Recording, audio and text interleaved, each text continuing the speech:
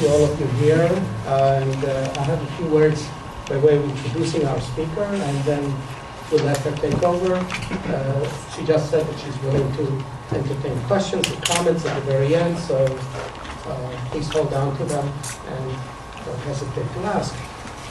This particular presentation had its beginnings about a year ago when our chief sponsor, Professor Istrabadi and the Center for the Study of the Middle East and I met, and we talked about the need to demonstrate the strength of our Department of Near Eastern Languages and Cultures, as well as what the center here does, namely the fusion of different cultures and the interaction between them, because civilizations meet, they exchange information, knowledge, art, and so on. And already at that time, I said to him, I have a candidate for you, yes? And all we have to do is get going. And it took us a while to persuade her to, Professor Berg, to come out and get our act together as well. It all went nice and smooth. It was not troublesome at all. So here she is to give us an example of what can be done in terms of research and the study of the Middle East and its various civilizations. Ordinarily, and I will speak from personal experience only, one is educated in modern Hebrew literature from the perspective of the legacy of the European side of things, so that the Ashkenazi writers and values and experience and history dominate. Over the past couple of decades, there has been an incremental shift in this toward an examination of the legacy, the cultural contribution made by writers, Jewish writers, who have wound up in Israel from the lands of Islam, from North Africa and the Middle East. That took a certain amount of education, namely that people began to study these things. My teachers did not even know of what was going on in the Middle East in terms of literary contributions and works. And then the interest among some of the immigrants from various lands in becoming more, in participating in the literary activities, writing poetry and prose, and of course in scholarship, began to take over it. So as a result, today there is a flowering of first generation, second generation, maybe even third generation of writers from the lands of the East, the Middle East and North Africa, in Hebrew literature. And that is for the better. It creates an interesting mix, and it takes away some of the dominance of the Ashkenazi with the right? Which you love to say. Okay. So here's my page of memories for the rest of my presentation. Professor Berg received her degree from the University of Michigan and her PhD in modern Hebrew and Arabic literature from the Department of Oriental Studies, University of Pennsylvania. She also attended the Hebrew University in Jerusalem and the CASA program in Cairo. Her education embraces professors who taught her Arabic and Hebrew literature, among them Edna Prof of Michigan, Mahmoud Al-Batal, Roger Allen, David Jacobson, Sasson Somech, Yael Zerubbabel, Menachem Nilsson, Yehuda Amichai, Rivka Maoz, and Ariel Hazul. Her research agenda focuses on understanding the contribution made by Hebrew authors whose origins are in Arab lands, particularly from Iraq, to modern Hebrew literature and its evolving face. This does not preclude her publishing articles in Arabic and in Hebrew, as well as in English. She's published numerous articles and also a number of monographs, which I did not bring with me, even though I have them piled up there.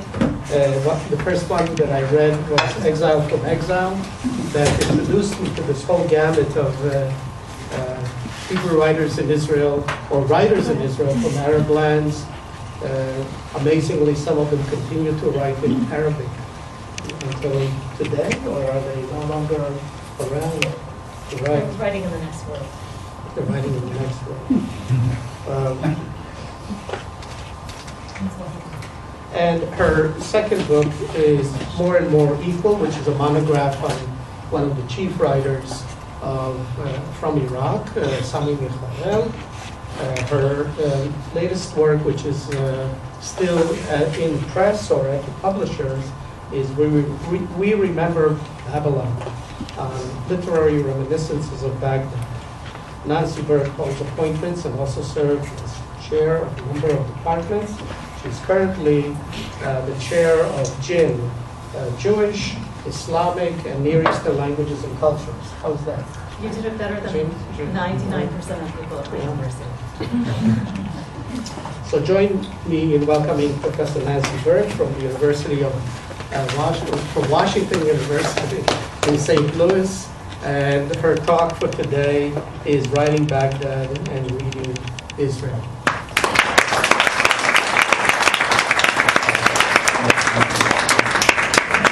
So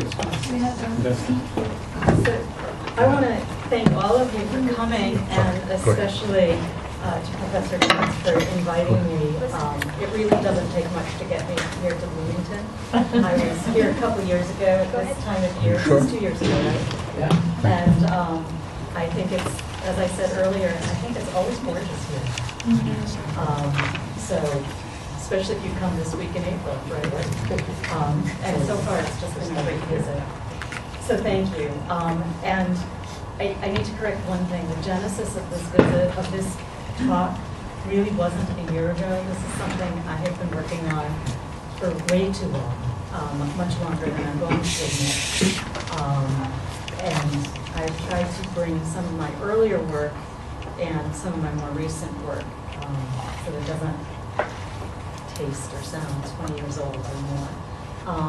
And if I speak too quickly or do not speak loudly enough or clearly enough, just wave me down. I'm sorry, since we're recording, could I ask that you try to speak more loudly? Yes. Yes. You're quite soft spoken. Okay. That would be a surprise to my family. So 20 years ago, one book climbed onto the bestseller list in Israel and remained on or near the top for a record 50 weeks. A special printing for the annual book festival sold out before midweek. The author was celebrated in reviews, neighborhood literary gatherings, and on Israel's first commercial TV station with guest spots on shows, including that of none other than sexologist Dr. Ruth. Prizes included the Israel Broadcasting System's Book of the Year, the Ashman Prize from the Writers Guild, and the Viner Prize from the publisher. The popularity of the book surprised just about everyone, but no one more so than its author. Both the literary establishment and the public at large embraced the book, Sami Michael's Victoria, or Sami Michael. His remarkable success ushered in a new era in Israeli culture and society. Previously, not only was the diasporic past rejected, but the diaspora that was rejected was European. Victoria legitimized and reclaimed the past and brought to Israel the past from Arab countries such as Iraq. So let me tell you a little bit about this community. Some of you know a lot already, and some of you may know less. The Jewish community in Baghdad in the 20th century was the most ancient, integrated, and literary of all Jewish Arab communities. Unlike most Jewish communities in Arab and Islamic lands who trace their roots back only to, say, the Spanish expulsion and or the Ottoman Empire, or in the case of Egypt, even later, the history of Babylonian Jewry begins in biblical times when Nebuchadnezzar deported the most prominent citizens of Judah to Babylonia. Although those exiled, or more likely, the descendants, were allowed to return 70 years later, our critical mass stayed, and founded what would become the longest continuous Jewish settlement until its demise in the last century. In the decades before its end, however, Jews were the largest single ethnic group in the capital, almost 40% of the population. They were at the forefront of the forces of modernization, urbanization, and secularization. Thoroughly Arabized, Jews made significant contributions to modern Iraqi society and were well integrated. They were a major force in the commercial and cultural life of the nation. On Saturday, the Jewish Sabbath, business in Baghdad came to a standstill. The Iraqi Broadcasting Company was forced to resort to recorded music on Yom Kippur because there were so few non-Jewish musicians. Jews were also pioneers of the literary Renaissance. The poet Anwar Shaul, short story writers Yaqub Bilbul and Meir Basri were among those who developed modern Iraqi literature. Shaul was especially effective in encouraging other writers, and most prominently in his role as editor of The Harvest. Eliyahu Dangur, son of the chief rabbi, was reputedly the world's largest printer of books in Arabic. It's this literary tradition, in part, that has come to influence contemporary Israeli society. It is because of writers such as Shimon Balas, Zmira Birnbaum, and Eli Amir that the past is known, that this past is known. But it is especially because of Sami Michael.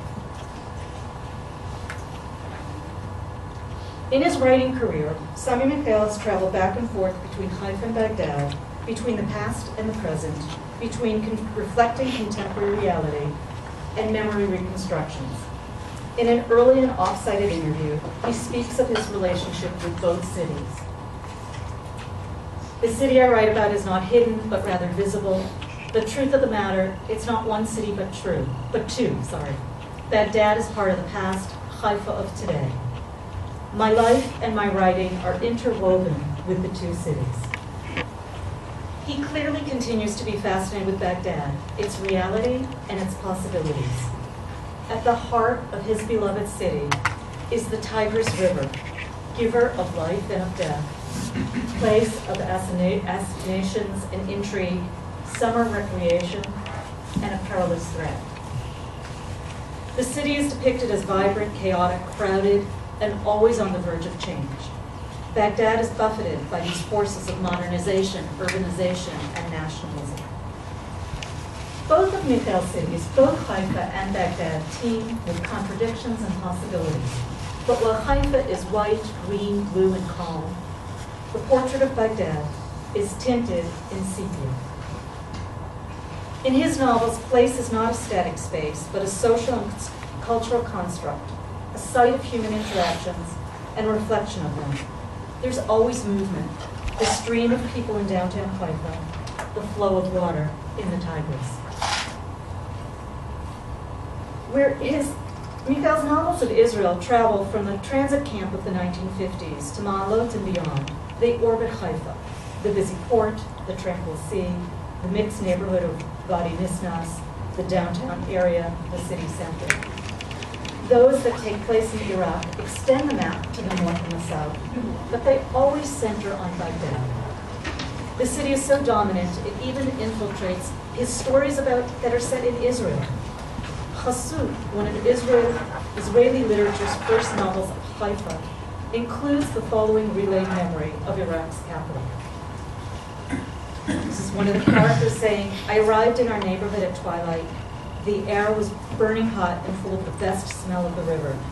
When I got out of the car, the sight of the roses and flower beds on the avenue made me euphoric. After all that time in the desert, there was water. I caressed the jasmine, I buried my face in the flowers, and breathed them in."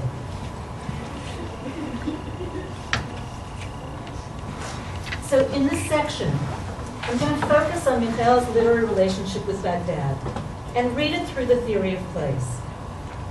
As the geographer Farinelli asserts, place is part of the terrestrial surface that is not equivalent to any other, that cannot be exchanged with any other, without everything changing. We often distinguish place from time, even while pairing the two. In fundamental discussions of literature, we discuss setting as a basic element of narrative, along with characters, plot, theme. It's the answer to two questions, right? Where and when does the story happen? Edward Casey and others who theorize on place and space instead understand place to be integrally connected to time, to be rather a construct that is both temporal and temporary. And I'll quote, "Place itself is no fixed thing. It has no steadfast existence. It is part of something ongoing and dynamic, ingredient in something else. Its definition is a far-flung and loosely knit family of resemblance of changing and contingent place. This suggests that there is no singular, much less ideal place behind so many different, or at least differential masks." So place thus becomes a location in a specific context of time. Rather than a space in which things just happen, a place is the geographical context for forces that interact, forces that range from physical to historical, sociological, political, and beyond. Place becomes this construct. John Agnew suggests that location of space is connected with present and future tenses, perhaps because of the potential as yet unrealized, whereas place is linked to the past. Quote, "From one perspective, place is therefore nostalgic, regressive, or even reactionary, whereas space is progressive and radical." Place identity theory suggests that the environment, both natural and built, influences a person's identity. What does it mean that a person identifies with a specific place or set of places?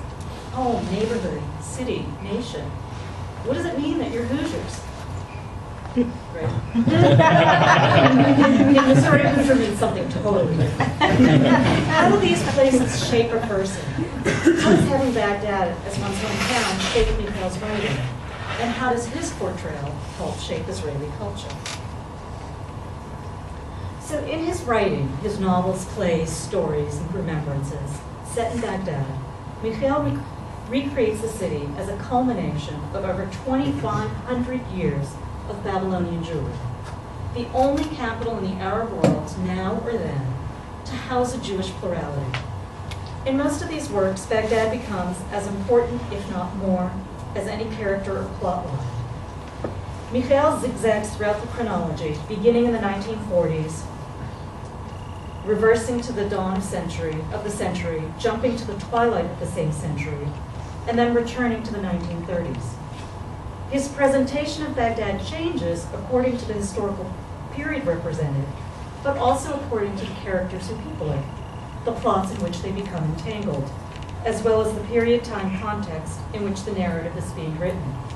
This is the beauty queen from 1947, beauty queen of Iraq, who happened to be a member of the Jewish community, and the wife of the car dealer that was promoting the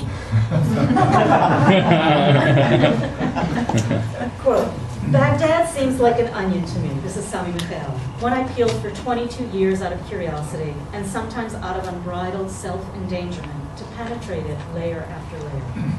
There I learned to steal across borders of religion and nationality, and to cross from the Middle Ages to the modern era." While the Baghdad in his works differs in each time period represented in each context, certain elements of Baghdad remain constant. The closeness of the Jewish quarter, the appeal of the city to all of the senses, and the significance of the Tigris River.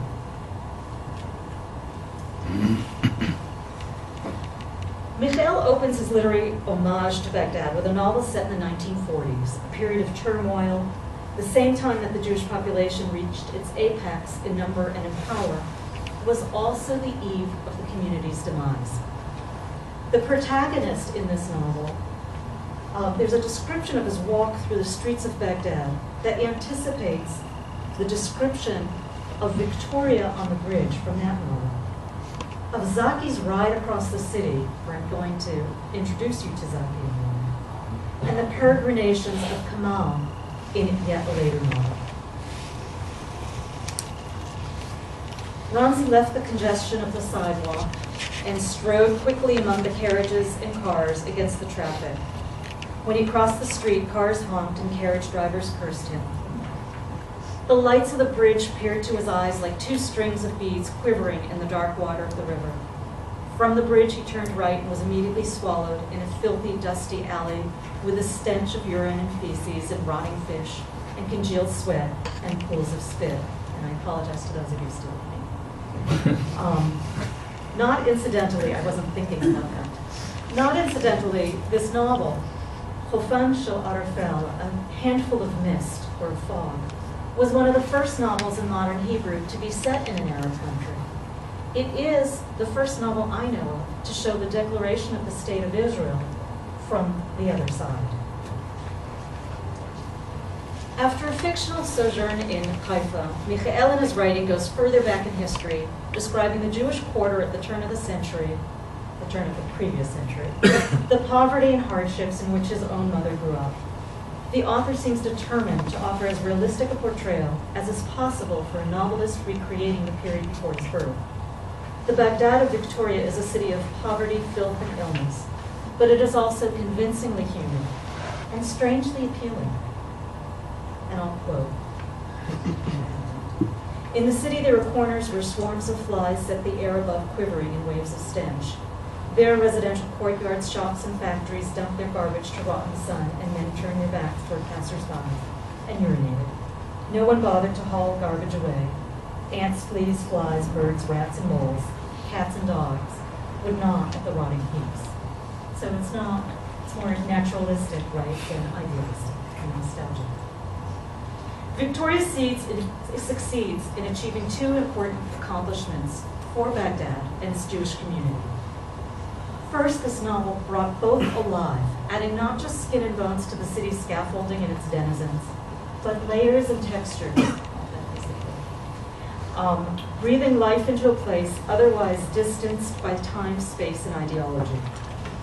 Second, and related to the first, it made Baghdad and its Jewish community subjects of interest. In Victoria, in this novel, the city is intriguing. We know that we glimpse only a small section of the city, limited by the protagonist's experience. We want to leave the courtyard, continue across the bridge, turn around the corner, explore another neighborhood. We want to peel back some of the city's layers, learn about the city from different perspectives and in different periods. This is true as well for Baghdadi Jewry. For those of us not from there, the community is tantalizingly familiar and intriguingly exotic at the same time. While we may recognize a character as a neighbor or cousin, or see poverty as the same anywhere, our interest is piqued by unfamiliar customs, unusual relationships, the deep but casual attitude toward religion, and the ways in which it is interwoven into the daily experience. Our appetite whetted for more information as well as experience. We continue journeying in the Baghdad of Michael's novels. This is the cover of the 2008 novel Aida, an attempt to describe what Iraq became 50 years after the author's permanent departure in the wake of the First Gulf War. It's a uchronic text, or counterfactual, in which the writer explores what life would be like for Michael or any of his Iraqi protagonists had they stayed in Baghdad after the mass exodus of the Jews. Such a project demands enormous effort from the writer, asking him to imagine a place made inaccessible by geography, war, and politics. The author's hindered by not having visited, much less lived in, the city of Baghdad since leaving, again, half a century before. This challenge is greater than mining one's own memories or reconstructing a place from family stories, as it requires both interpolation and extrapolation, filling in gaps of knowledge and extending the timeline beyond one's experience. The challenge is perhaps mitigated by the choice of protagonist and his focus on the past. The elderly Zaki's perspective dominates the narrative. A melancholic nostalgia tints its edges. The character spends at least as much time looking backward to the days of his youth as he does living in the present. He remembers Baghdad as being a lively, dynamic city, a city of rooftops, of the sound of weeping and peals of laughter. He remembers this in a place he describes now in the narrative present as a city of ghosts. a wasteland of quiet rooftops. His friends have scattered to the four corners of the world. The few who are left are described as shadows wearing pajamas that are faded and stained. In an article about identity of place, an environmental psychologist, Schildhau, asserts that, quote, place attachment is defined as the feelings we develop towards places that are highly familiar to us, i.e., places that we belong to. This attachment to a place is the protagonist's essential character trait. Zaki Dali has minimal social connections.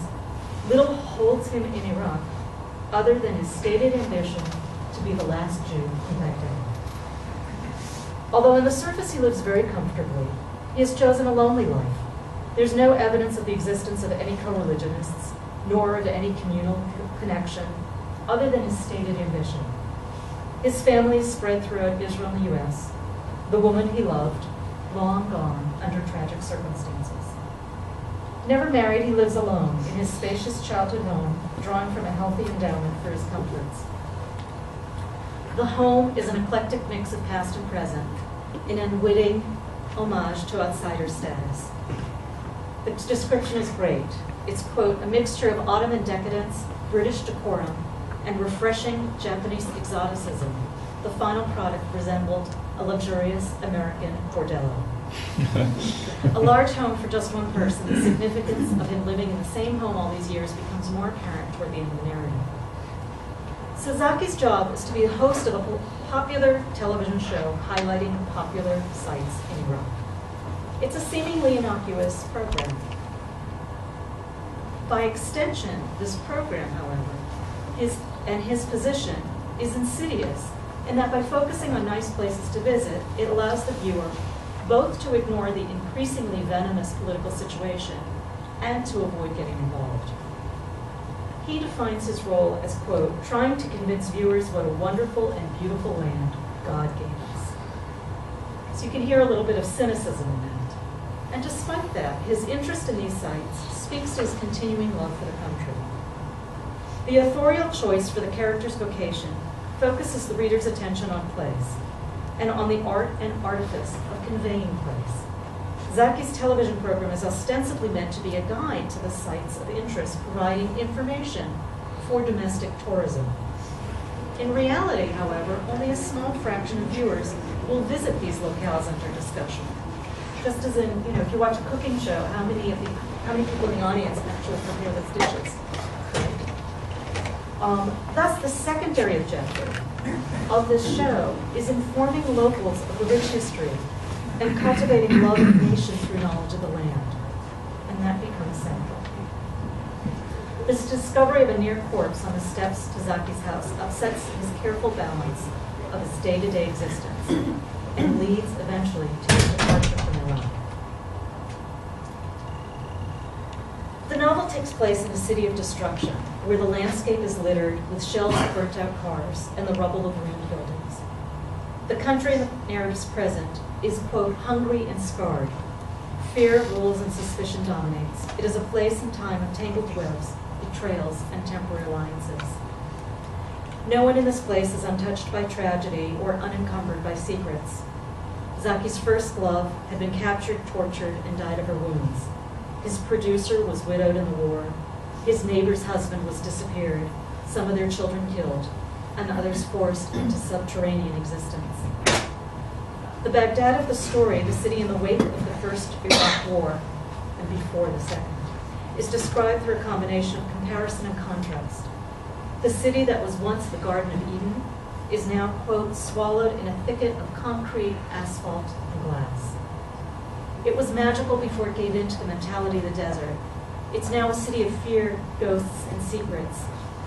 Whereas the narrative celebration of the multiculturalism of Baghdad back then in the 30s and 40s, the 1930s and 40s, rues the end of this new Andalusia in the present era. Quote, before the city of Baghdad was open to every different and diverse culture that flourished in its youth, it became corrupted into a steel fist in its old age. The impression left by contrasting the present with the past of Zaki's youth is strengthened by an intertextual comparison. Alexander Tishma's Book of Glam. Zaki's bedside reading follows the protagonist Glam as he walks through the city of Novi Sad on the Street of the Jews, recalling the inhabitants who are no longer there, but who remain in his memory, much like the way Zaki moves through the city of Baghdad, recalling now absent inhabitants. This Serbian city of many tears, the actual city in which the protagonist survives, the fictional alternative filled by the possible lives of those who perished, the surprisingly normal life on the edge of the void, also mirrors the city which Zaki inhabits, and we, the readers, are left to draw the parallels between the brutal ending of European Jewish communities during the Holocaust and the erasure of Jewish life in Iraq. Zaki's home in Iraq is gone. He has been exiled by the regime. The country is no longer home for any of its Jews. There are people who grew up in the same house as their parents, Zaki muses. Maybe the walls are peeling, the roof shaky, the floor scarred and patched, but it is loved, this house, like a mother wrinkled by age. A symphony of generations is in fact deep-rooted homeland. How shocking it is to see a house demolished as punishment. This metaphor of home repeats with variation throughout the text. Aida, the previous near corpse on his steps, who has given Zaki a purpose, substitutes for his homeland. The true homeland, dearest of all, he says to her, may be the woman you love. So too he becomes her home, albeit one that is far from a romantic ideal. I am a broken down house, he tells her, with a roof that leaks in the winter and heats up in the summer. Zaki represents the story of Babylonian Jewry, or at least the end of it, and Aida, the once hospitable nation. Aida, however, does not unequivocally represent Iraq in the novel that bears her name. Her Kurdish identity separates her from the mainstream. Her story of persecution echoes the story of the Armenians and other beleaguered minorities mentioned in the book who were displaced in the 20th century. It is instead Ranin, the daughter of Zaki's driver, who is the symbol of the new Iraq, brave, healthy, and attractive. She has virtually grown up in Zaki's home as if a member of the family. Yet Iraq at the end of the 20th century is not the brave new world its leader wants it to be. Ranin, it turns out, is the informer, the one who betrays and endangers Zaki himself. Her actions lead to his leaving his homeland. The dance of metaphor-gender relationships in place, characteristic of Michael's writing, becomes most complex in Aida, where the title character simultaneously is and is not Baghdad, where she becomes Zaki's home and he becomes hers, where she helps sever the connection with a specific place that once was home, and in doing so, erases this specificity of that place. The novel ends with Zaki being airlifted to the United States for treatment, for medical treatment, surrounded by his brother, the doctor who came to rescue him, his cousin who won't leave Iraq without him, and Aida. Just as Noor, his first love, had been the reason Zaki chose to stay in Iraq, Aida, his current love, is the presence that allows him to leave. At takeoff, the memory Zaki has is of riding his bicycle to school during World War II, singing Ya Biladi, O my country. It ties back to the scene Zaki recalls earlier in the story of the Jews leaving Iraq during the mass exodus, singing, in deep and unacknowledged irony, the same patriotic hymn. After all the years, effort, and aloneness, he finally joins Babylonian Jewry in exile.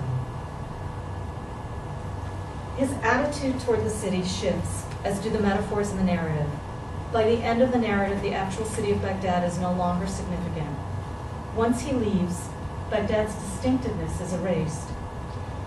And I'll quote, wishing for a last view of his beloved city, but too weakened from his illness to sit up, his brother reassures him. From this height, from the plain, all cities look alike. Places, palaces, and fancy buildings blur. All of them, all cities look like gray scars spread on the face of the earth.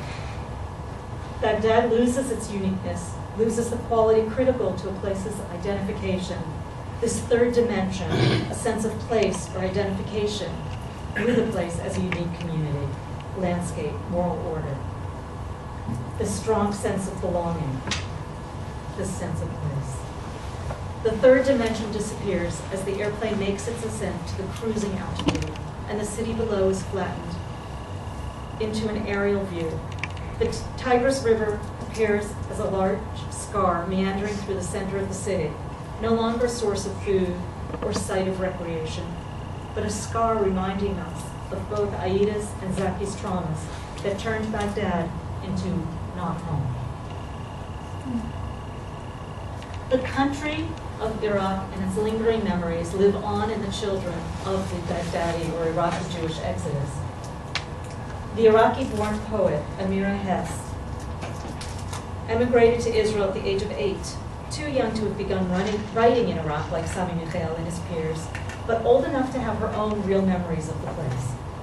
Baghdad is recreated in her writing through its absence. The move to Israel is described in the lines, quote, "I was stolen, baby in a soft abaya, into the jaws of some kind of time." The cultural transition is described as if the umbilical cord of the soul was amputated, and the personal situation as a fall from affluence into poverty, from family stability into conflict, from Judeo-Arabic into Hebrew. And although she embraced Hebrew in an effort to become Israeli, to integrate, Arabic remains her family language. She employs it in her poetry, albeit more as seasoning than primary language. She has also written a poem in Aramaic, by the way. Her poetry asserts a claim to her background, to the Baghdadi past. "There was a time when I would have said," she writes, "I won't defile myself with this contemptible East. I'll relegate my ancestral home to oblivion." But in another poem, she writes of herself as Baghdadi girl, introducing herself in the opening poem of her debut collection, quote, "I am Amira, daughter of Salima." In a later poem titled Salima, she admits to having been embarrassed by the obvious Iraqiness of her mother's name, but is now ready to claim the connection. "Now I will not whisper the name Salima quietly with hesitation as though she were the Far East. Now there is communion between us, a whispering internal identity. Even then, you are my empress." Her growing acceptance of her own identity both reflects and contributes to the increased acceptance of the Arab-Jewish past in Israeli culture. The earlier poem, her self-introduction mentioned above, ends in a fantasy return to Baghdad. There in the dream, if you return walking in a path of the forbidden garden, in the garden, in all the yards, a distant journey to the rooftops in Baghdad. Roni Somek, just a few years her junior, is the Hebrew poet most closely associated with Babylonian Jewry today. Brought from Iraq to Israel as a toddler, his association is more one of identification than personal memory. Like Amira Hess, he too lays claim through his family. "My grandfather was born in the land of Iraq," he says, punning on the name of the anise-flavored liqueur and the name of the country. "And on the labels on bottles," he continues, "were drawn lions with combed manes, posed as lambs." It was the Gulf War, that first Gulf War, that served as a catalyst for Somek to renegotiate his connection to his birthland. In artistic statement, Somek adopts and adapts Casey's idea of place masks. "My mask is called Baghdad, and my face grew to fit it during the Gulf War at 1991. I was born there. My parents brought me to Israel when I was a baby, and the black box of my memory is empty. But there were my parents' stories about the cafe near the Tigris, about the smell of the fruits at the Shubra market, and about singers like Farid al-Atrash and Abdul Wahab. In Israel, I tried to erase, to cancel Baghdad from my life's map.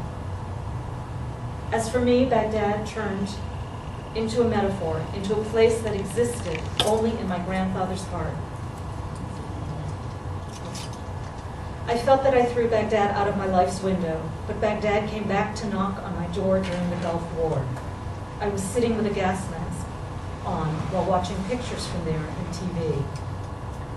Somek The Somek, like other Iraqi Israelis, felt conflicted when watching news broadcasts of the Gulf War, trying to superimpose images from his early childhood on the screenshots. For the U.S. Army, he said, each hit was a small victory. For the poet, it is, quote, photo murder. During the Second Gulf War, after the fall of Saddam Hussein, a few Iraqi Jews managed to visit their homeland surreptitiously, though many waited, and others sufficed with words. Almog Bahar, a native Sabra, native-born Israeli, has been able to visit Iraq only in his dream. Both his award-winning short story, Ana min al-Likud, I Am From the Jews, and his short essay, Eicha Yeshva Baghdad, Where Was Baghdad, claims for himself the identity of an Arab Jew in exile from the Iraqi capital that he has never known, inspired by the Second Gulf War. He refers to the houses we left and returning to the city of his mother's childhood, a city that by his own admission is, quote, this Baghdad that I wasn't born in, that my mother didn't carry me in, from which my mother was brought as a young child. Iraq is, in a specific sense of the word, his motherland. Bahar's pining for Baghdad is couched in terms of its fabled culture, quote, the city of Abu Nawas, Ja'far al-Marwaki, and Rabbeinu Yosef Chaim, the celebrated wine poet, the vizier from history and the Arabian Nights, and a leading rabbi of the 19th century. Bahar's preferred memory ties him viscerally to Iraq, his mother's motherland. Her Baghdad is also mine, he insists, and the essay crystallizes this sentiment, gelling his inheritance, his second-generation post-memory of Baghdad as Jewish homeland, and bringing it to an Israeli audience. The reference, so now I'm going to conclude. We're really close to questions. The reference to the Holocaust in Michael's novel, or his novels, is neither accidental nor simple. And I'm going back to that reference to the novel about Novi Sad, to the Book of Blam. An earlier reference from his first novel keeps Holocaust survivors outside of the contentious relationship that the Iraqi Jews, as Easterners, as Mizrahim, have with their Ashkenazi rivals. In fact, the trauma suffered by the survivors makes them sympathetic characters. Less overt is the parallel drawn between the disavowal of the Holocaust by statist Zionism as diasporic and antithetical to the Zionist narrative, to the disavowal of the past of Arab Jews for similar reasons. Also, while not equating one suffering with another, the connection between the rejected past of Holocaust survivors and of Arab Jews leads to the inescapable irony that the ultimate aim of the architects of the Holocaust, to rid the place of Jews, was more effectively attained in Iraq than in Europe. Whether the mainstream acceptance of the Mizrahi past has enabled these Iraqis to embrace their own, or vice versa, and also whether the embrace of the past in Iraq has ushered in the attention to and acceptance of other pasts as well. I will defer to you to judge this for yourself. What is significant is that the immediate pre-state past now has a place in Israeli culture, that the Zionist narrative has been rewritten into a richer and more nuanced story, and that the heritage of Iraqi Jewry holds a place of honor it deserves. Thank you.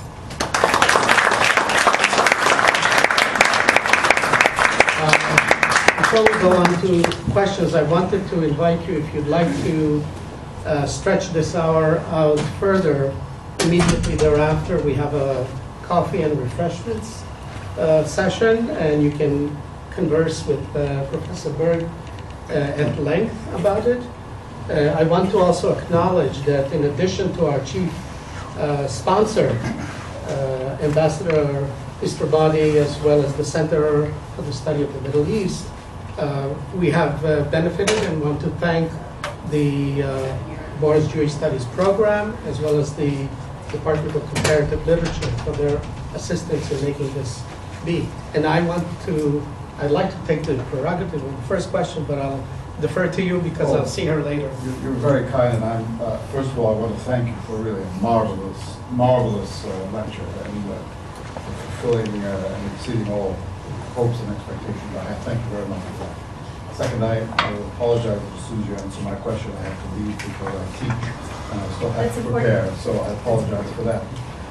I can't help but noting, and let me say that there are at least 3 Baghdadis in exile in this room. At least At least 3, 4 actually, although one disconnected by a generation. These littérateurs spoke to me as a Baghdadi.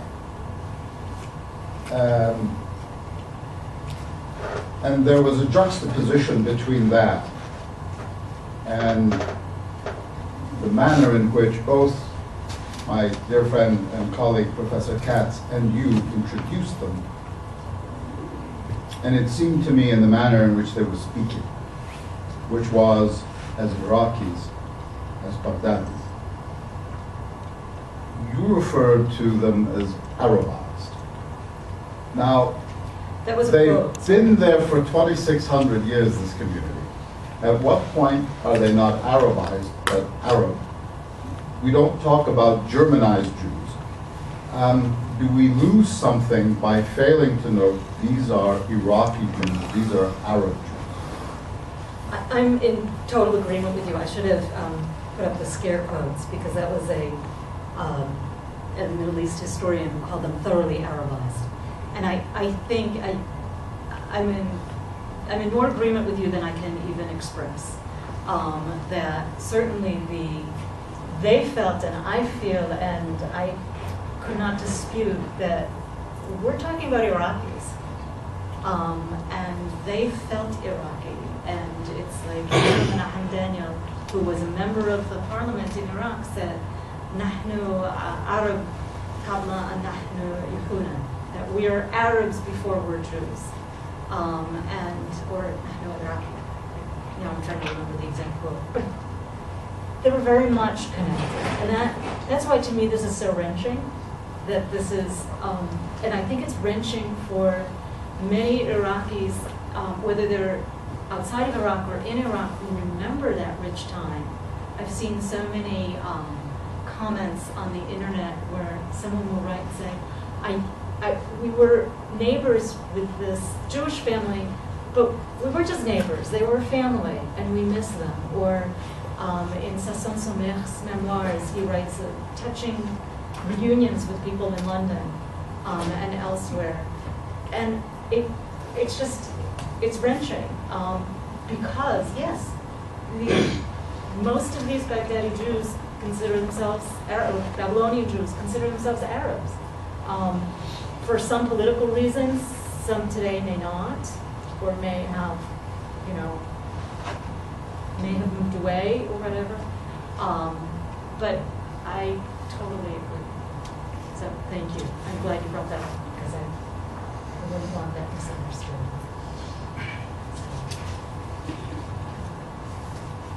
Well, I doubt that most of them consider themselves Arabs, and I think that most of them actually be hostile in Israel today. Right. If you were to identify them with Arabs, they actually think of their identity as very distinct, although, of course, with mutual influences and so on and so forth. So I think we need to sort of qualify that and not romanticize too much. And there's a lot of conversation about Germanized Jews. It's actually quite a major thing that most Jews who came from Germany are writing about. So we need to remember all this. We should also not generalize. I mean, we are speaking about a distinct set, a distinct group of individuals who are writing, which I take it is what Professor Berg was talking about. So, and I was referring to that group. Okay, so only those who write? Of people, the object of a lecture. Right. Well, the thing is this, I mean, as usual, as any first-year student knows, they have multiple identities, and many of them are very much parading their Israeli identity. I know Ronnie Samik very, very well. He is, to me, into Central Israeli in many, many ways. But of course, there are other sides to it. So all I'm saying is that we need to contextualize this and understand it falls into a very complicated reality, sorry, in Israel. And I say this as someone who also, in the mid-80s, was also tested in high school in Israel on Sami Michael, on a different novel that I actually liked more than Victoria.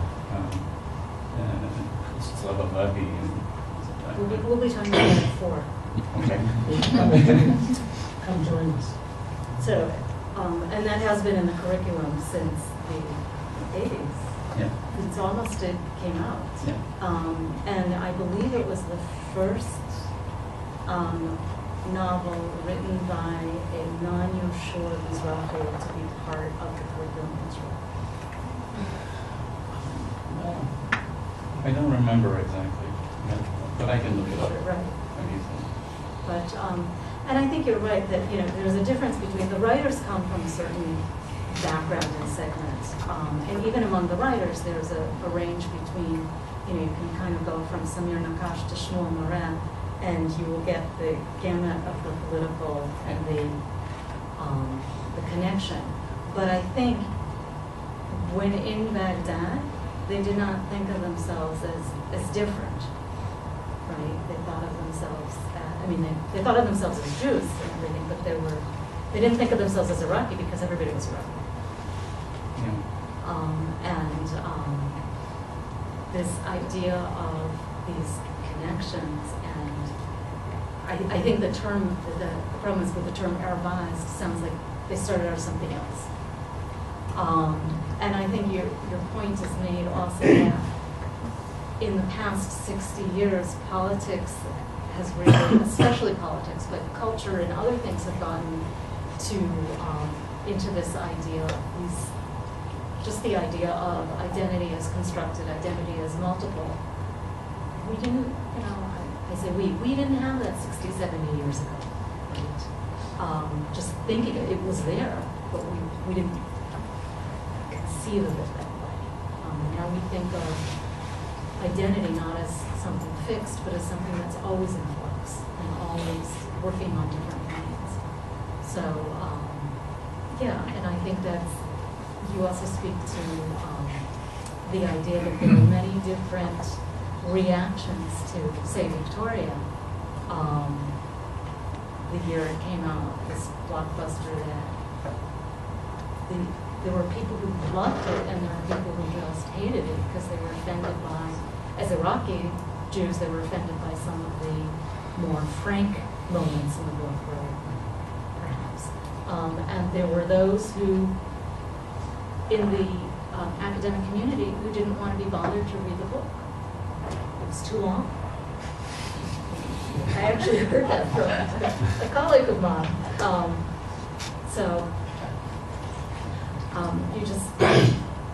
They had a really hard time at one of the universities. They did an evening celebrating books, and they would always choose the book that was, sort of in the news the most.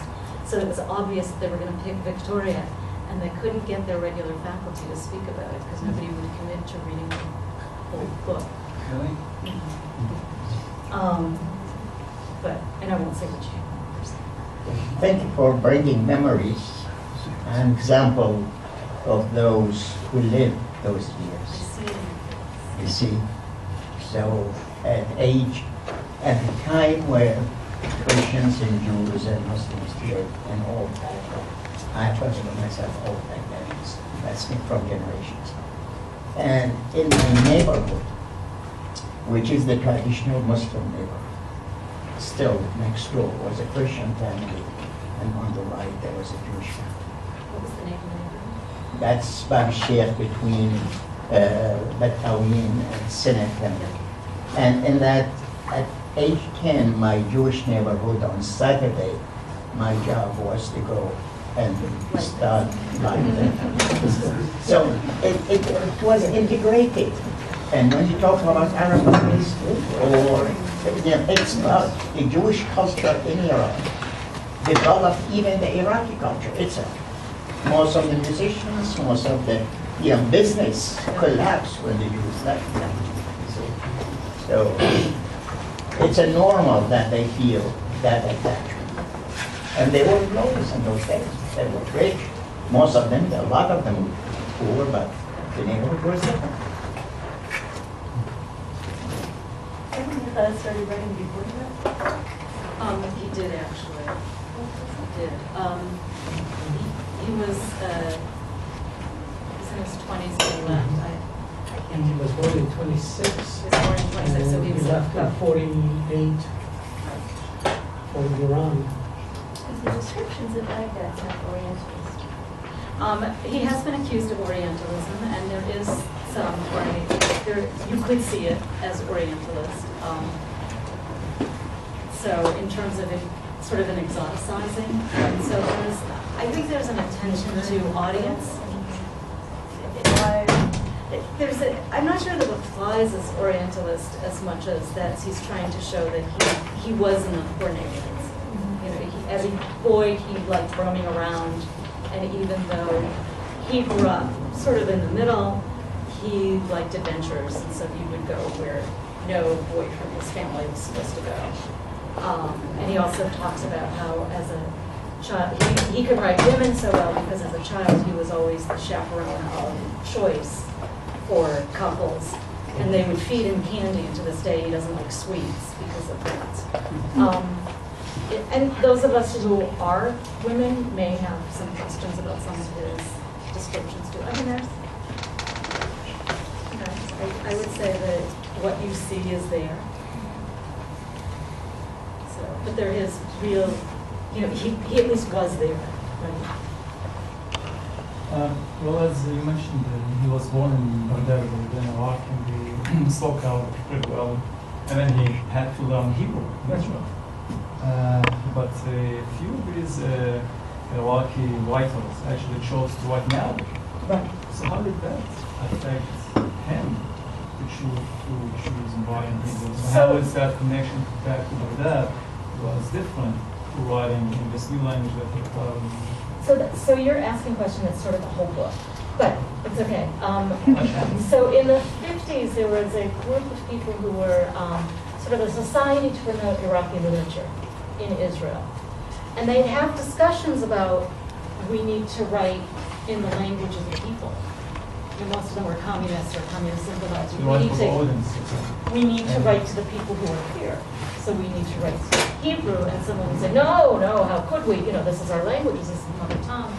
So you go from people who are willing to switch over in order to address the people that they lived among.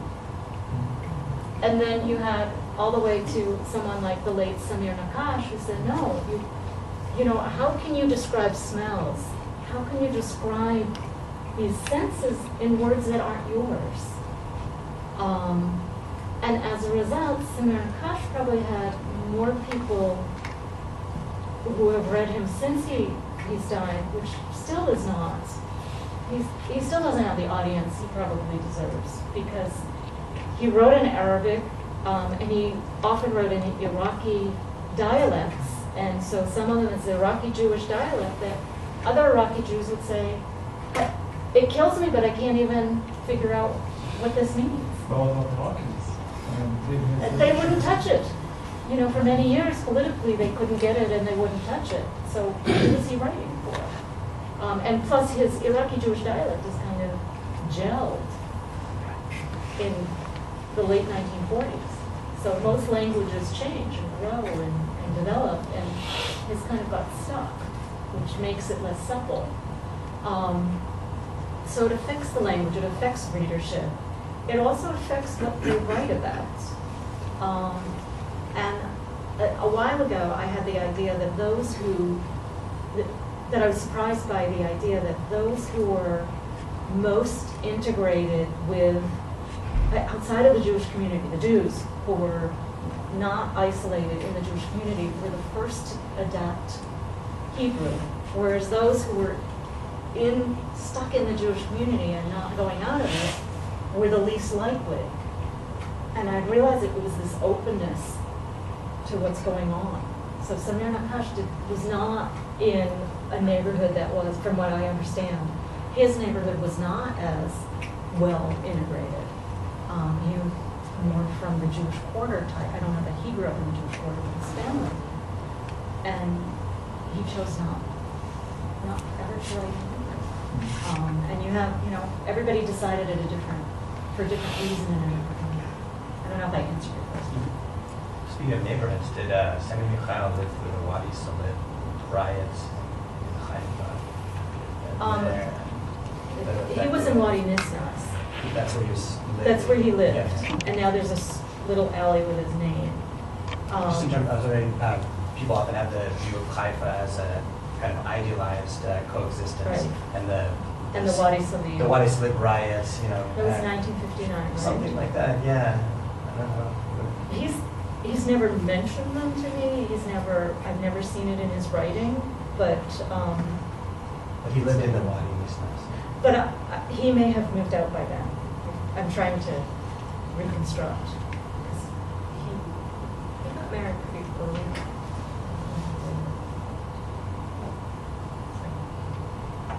But you're right. I mean, you're both bringing up the points of there's nuance, right? We can talk about how wonderful Haifa is as the symbol of coexistence. And it is, and yet bad things happen too. And did you speak loving of Haifa, or was Oh yeah, he loves Haifa. loves? Yeah. It's- Most Haifas love Haifa. Haifa's a For wonderful some That are city. left there. Haifa's a wonderful city. The city of the future. Oh yeah. You had your. Thank you, Nancy, for this informative and stimulating presentation. And thank you also for your writings continuously on the subject from the year you published your first book, Exile from Exile. Although I had real issue with the concept of exile at that time, because I felt they should have felt as Iraqis. They are more Iraqis than me and my family who came to Iraq about 1,000 years ago. They have been there for more than 20 years. Secondly, as far as their Iraqism, I strongly felt, and left Iraq very late, or I would say early. I left Iraq in 1960, but before then, I strongly felt that Iraqi Jewish writers or Jewish Iraqi writers, such as Anwar Shawwal or Ubayd Mir Basri, never mentioned that they are not Arabs, they are not Iraqis. Never. Right. Not because of the fact they have been there for centuries, but because of the most important issue, their significant literary and cultural contribution to Arabic literature, Arabic poetry, specifically Arabic journalism, and Arabic singing. The dean of the maqamat is a Jewish Iraqi or Kuwaiti, Saleh al-Kuwaiti. He is well known and he is celebrated continuously there. And I recall Anwar Shawwal. I haven't met him. In the 20s, issuing an important literary journal, Al-Hasan, as recall, which attracted most talented Iraqi writers irrespective of their ethnic religious background. So I feel that when we talk about their identity, primary identity, I believe that they felt truly that they were Arab Iraqis. So I absolutely agree with you, and I think that it's been years since I read the short stories that were written in the 30s and 40s and so forth, but you comb through and you have to look really carefully, and only in one or two stories is there even a hint of a Jewish identity. One is a printer's mistake, that they left the wrong names for the characters. And I think, if I can think back to why I titled Exile from Exile, I was playing on the idea of the Babylonian exile, right? That the Jewish history looks at Jews in Babylonia as a sort of, not mistake, but what do I want to say? As a word for that, but as an exile. Okay, that they're not supposed to be there, that's the exile, the Babylonian exile. And my point was that the Iraqi Jews, some of them looked at coming to Israel as being exiled from Babylonia. So it was, now not all of them, Yes. and there were some Zionists among them, although they were, I think it's pretty clear they were minority. If no one else wants to ask, I have two questions. One, do you feel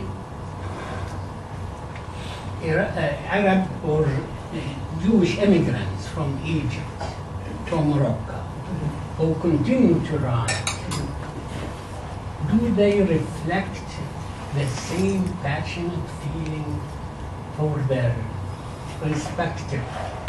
Look, I think it depends. Pardon? I think it depends, but I think for the most part, why I was attracted to the Iraqi Jewish story was because it was so rooted.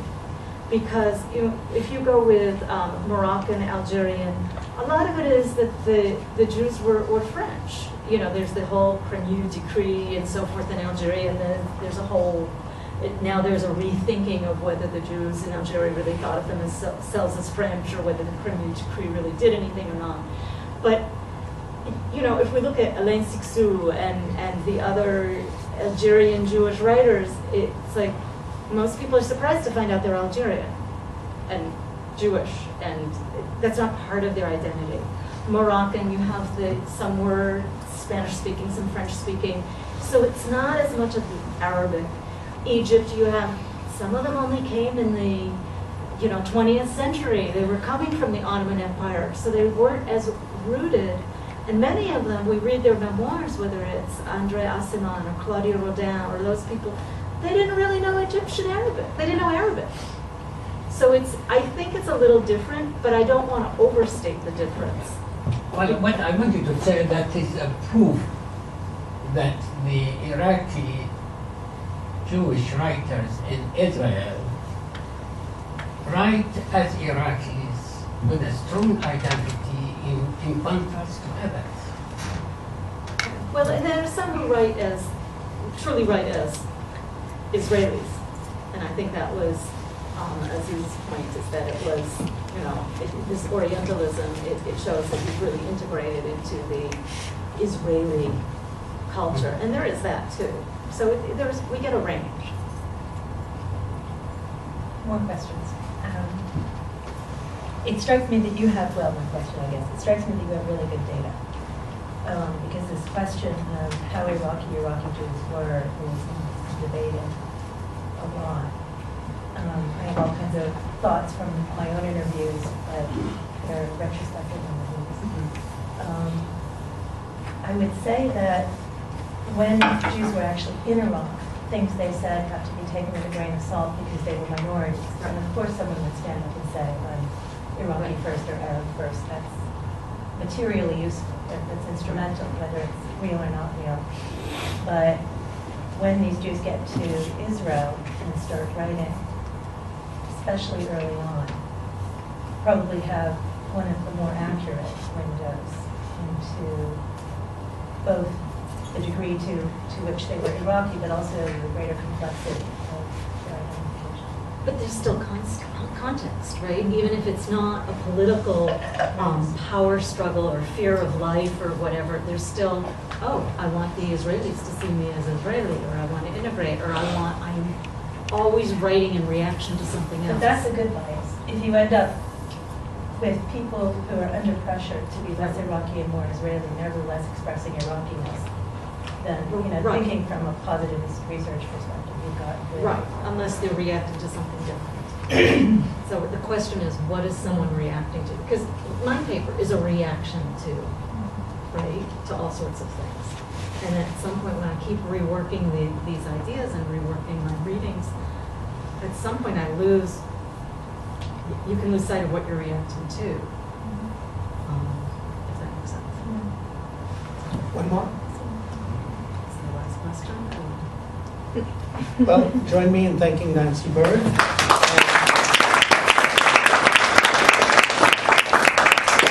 And if you wish, join us for the coffee hour that is coming up right now, so you can Grab more food. wash it. I don't know whether it's here or